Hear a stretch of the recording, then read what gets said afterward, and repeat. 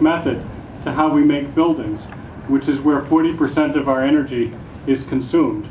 And in the future, you can imagine that the lighting and the windows and the air handling in a building will all work together in a very seamless way. Berkeley Lab is a global leader in smart building innovation. Changes in roofing, window, and lighting systems that were developed here have already had enormous positive impacts. And those impacts are making important contributions to our nation's commitment to reducing greenhouse gas. They've also saved consumers and corporations millions of dollars. This facility will make even greater achievements in green energy construction possible.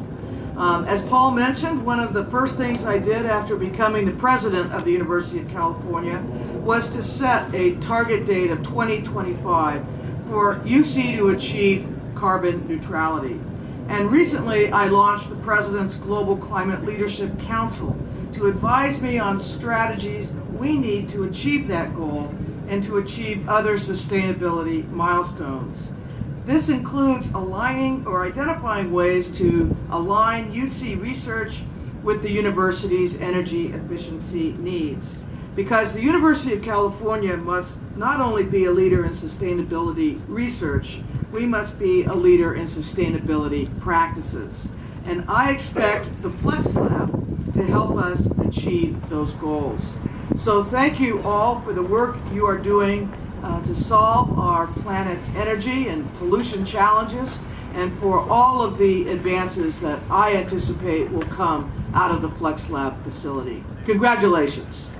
Model is each project will work with Berkeley Lab research staff.